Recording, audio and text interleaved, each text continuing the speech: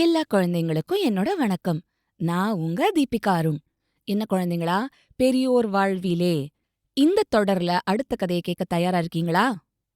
சபாஷ்! மணி அடிச்சுது.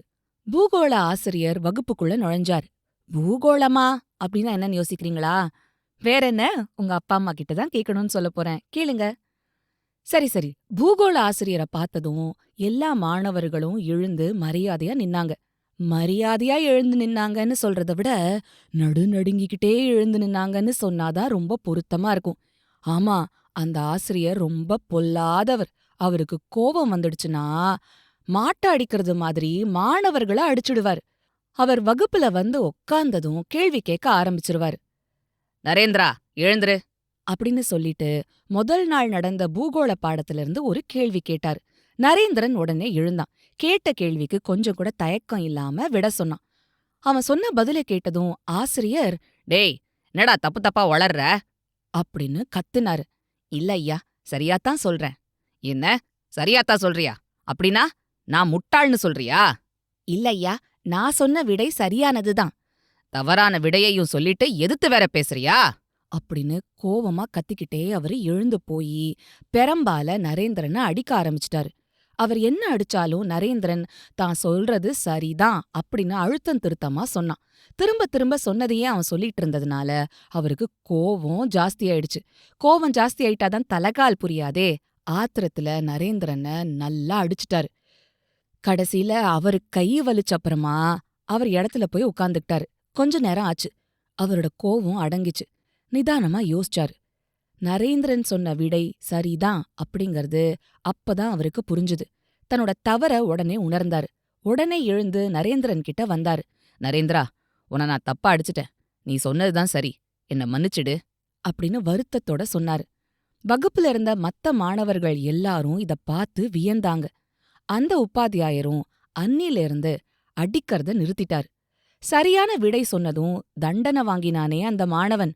அந்த நரேந்திரன் யார் தெரியுமா? பிற்காலத்துல டாக்டர் நரேந்திரனாவோ, வக்கீல் நரேந்திரனாவோ, என்ஜினியர் நரேந்திரனாவோ, முதலாளி நரேந்திரனாகவோ ஆகல. உலகமே போற்றுற ஒரு சிறந்த வேதாந்தியா, இந்து மதத்தோட உயர்ந்த கொள்கைகள உலகத்துக்கே எடுத்துக்காட்டி வியக்க வச்ச ஒரு பெரிய மகானா விளங்கினான். அந்த மாணவன் பிற்காலத்துல ஒரு மகானா விளங்கினது மாதிரியே நரேந்திரன் அப்படிங்கிற பேரும் பிற்காலத்துல சுவாமி விவேகானந்தர்னு மாறிடுச்சு. விவேகானந்தரோட அப்பா ஒரு புகழ்பெற்ற வழக்கறிஞர். அவர்கிட்ட தினமும் பல கட்சிக்காரங்க வருவாங்க. அவங்க ஒவ்வொருத்தரும் வெவ்வேறு விதமா நடத்தப்படுவாங்க. சில பேர் வந்ததும் அங்க இருக்கிற ஆடம்பரமான நாற்காலியில உட்காருவாங்க. சில பேர் தரையில உட்காருவாங்க. சில பேர் கால் கடுக்க அவங்க அப்பா முன்னாடி நின்னுக்கிட்டே பேசுவாங்க. சில பேர் வீட்டுக்குள்ள வராம வெளியிலேயே கை கட்டி நிப்பாங்க. ஏன் இந்த வேற்றுமைன்னு சின்ன பையனான விவேகானந்தருக்கு புரிஞ்சதில்ல. இவர் உயர்ந்த ஜாதிய சேர்ந்தவர், அவர் தாழ்ந்த ஜாதிய சேர்ந்தவன், அவன தொடக்கூடாது அப்படின்னு ஒரு சமயம் அவர்கிட்ட ஒருத்தர் சொன்னார். ஏன், தொட்டா என்ன? என்ன தப்பு? ஏதாவது ஆயிடுமா என்ன? நான் இப்படிப்பட்ட எத்தனையோ பேரை தொட்டிருக்கேனே. அவங்க கொடுத்த தின்பண்டங்களையும் வாங்கி தின்னிருக்கேனே. எனக்கு ஒண்ணுமே ஆகலையே அப்படின்னு விவேகானந்தர் சொல்வாராம். ஜாதி வேற்றுமை கூடாது அப்படின்னு அந்த சின்ன வயசுலயே அவர் நினைச்சாரு. நினைச்சத கடைசி வரைக்கும் பேசிட்டு வந்தாரு, எழுதியும் வந்தாரு. விவேகானந்தர் மாணவரா இருக்கும்போதே ரொம்ப நல்லா வீணை வாசிப்பாரு, அருமையா மிருதங்கம் வாசிப்பாரு, இனிமையான குரல்ல இசையோட பாடுவாரு. அதோட சிலம்ப விளையாட்டுலயும் தீரரா இருந்தாராம். ஒரு சமயம் சிலம்ப வித்தையில கெட்டிக்காரனான ஒருத்தன் வந்தான். அவன் விவேகானந்தரோட வயசுல அப்போ பெரியவன், பல இடங்கள்ல வெற்றி பெற்றவன். அவனை எதிர்த்து விளையாட விவேகானந்தர் முன் வந்தாரு. சில பேருக்கு இது ரொம்ப வியப்பா இருந்தது. இவனோ சின்ன பையன், போதுன அனுபவம் இல்லாதவன், இவன் அந்த மொரடனோட சண்டைக்கு போறானே அப்படின்னு சொல்லி அவங்க ஆச்சரியப்பட்டாங்க. பல பேர் கேலி பண்ணாங்க. ஆளை பார்த்தா ஆழாக்கு மாதிரி இருக்கான், இவனாவது அவ்ளோ பெரிய சிலம்பம் விளையாட்டு வீரனோட விளையாடுறதாவது எங்கேயாவது கைய கால ஒடிச்சுக்க போறான் அப்படின்னு சொல்லி அவங்க கேலி பண்ணாங்க. இதெல்லாம் பார்த்து விவேகானந்தர் தயங்கவே இல்ல.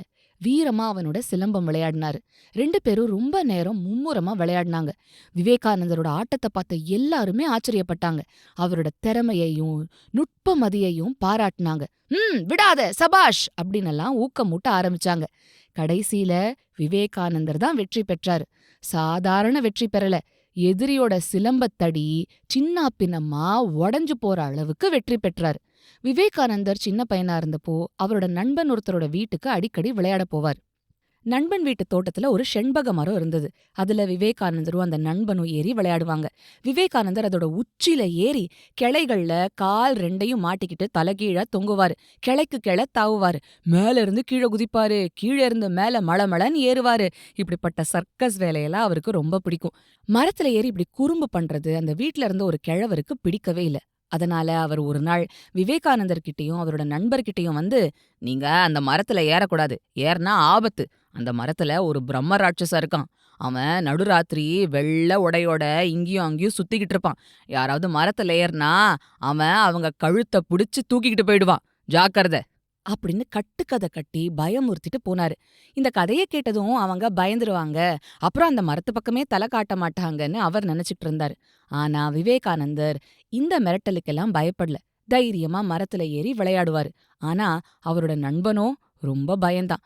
விவேகானந்தரையும் விளையாட வேண்டான்னு சொல்லி தடுத்தான். அப்போ விவேகானந்தர், "அட, அந்த பிரம்ம ராட்சசன் என்னதான் பண்றான்னு பாத்துரலாமே.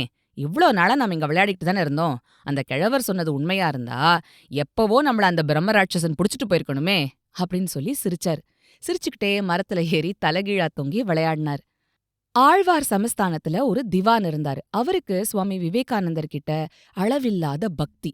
அவரோட மாளிகைக்கு ஒரு தடவை விவேகானந்தர் எழுந்தருளி இருந்தார். அப்போ அவரை பார்க்க ஆழ்வார் மகாராஜா வந்தார். வந்தவர் விவேகானந்தரோட பல செய்திகளை பத்தி பேசிக்கிட்டே இருந்தாரு. அப்போ அவர், "ஏன் சுவாமி, கல்லையும் மண்ணையும் வச்சு கடவுள்னு மக்கள் வணங்குறாங்களே, அது சரின்னு எனக்கு தோணல.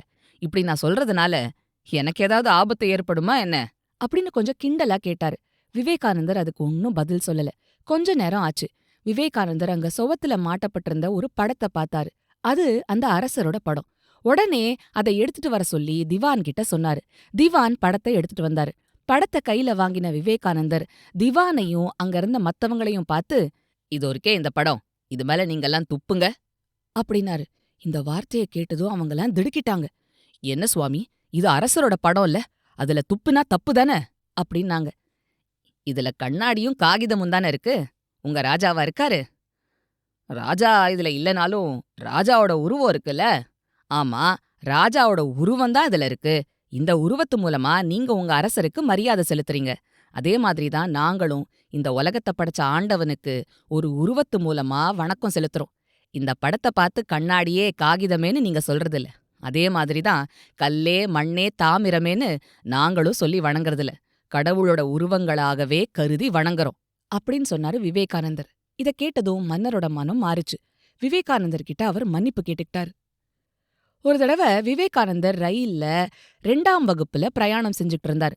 2ஆம் வகுப்புனா நம்ம ஸ்கூல்ல இருக்கிற 2ஆம் வகுப்பு இல்ல குழந்தைங்களா, செகண்ட் கிளாஸ் அப்படின்னு சொல்லப்படுற 2ஆம் வகுப்பு. சாதாரணமா அவர் 3ஆம் வகுப்புல தான் போவாரு, அதாவது தேர்ட் கிளாஸ். ஆனா அந்த தடவை ஒரு பெரிய பணக்காரர் அவருக்கு செகண்ட் கிளாஸ் டிக்கெட் வாங்கி கொடுத்து வழி அனுப்ப வந்திருந்தாரு.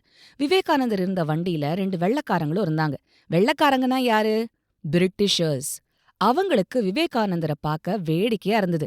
"இந்த பரதேசிய பாருடா, பெட்டி இல்ல, படுக்கை இல்ல, சாப்பிட உணவும் இருக்கிறதா தெரியல. காவியோட உடுத்திக்கிட்டு கவலை இல்லாம நல்லா கொழு கொழுன்னு இருக்கானே" அப்படின்னு ஒருத்தன் சொன்னான். "ஆமா ஆமா, இவனுக்கெல்லாம் 2ஆம் வகுப்பு வேற" அப்படின்னா இன்னொருத்தன். உடனே 2 பேரும் கொல்லுன்னு சிரிச்சாங்க. இப்படியே அவங்க விவேகானந்தரை கேலி பண்ணிக்கிட்டே பொழுது போக்கிட்டு இருந்தாங்க. விவேகானந்தருக்கு ஆங்கிலம் தெரியாதுன்னு அவங்களோட எண்ணம். இல்லனா அப்படியெல்லாம் பேச துணிச்சல் வருமா? வழியில வண்டி ஒரு நிலையத்துல நின்னுச்சு. உடனே விவேகானந்தர் தலைய வெளிய நீட்டி பார்த்தாரு. புகை வண்டி நிலையத் தலைவர் அங்க வந்தாரு. அவரை பார்த்து, "இங்க குடிக்க தண்ணி கிடைக்குமா?" அப்படின்னு அழகா ஆங்கிலத்துல விவேகானந்தர் கேட்டார். அவர் ஆங்கிலத்துல பேசுறத கேட்டதும் அந்த ஆங்கிலேயர் 2 பேரும் திடுக்கிட்டாங்க. அப்புறம் விவேகானந்தரை பார்த்து, "உங்களுக்கு ஆங்கிலம் கூட தெரியுமா? அப்படின்னா நாங்க இவ்வளவு நேரமா பேசுனதையெல்லாம் கேட்டுக்கிட்டா வந்தீங்க? ஏன் சும்மா இருந்தீங்க?" அப்படின்னு கேட்டாங்க.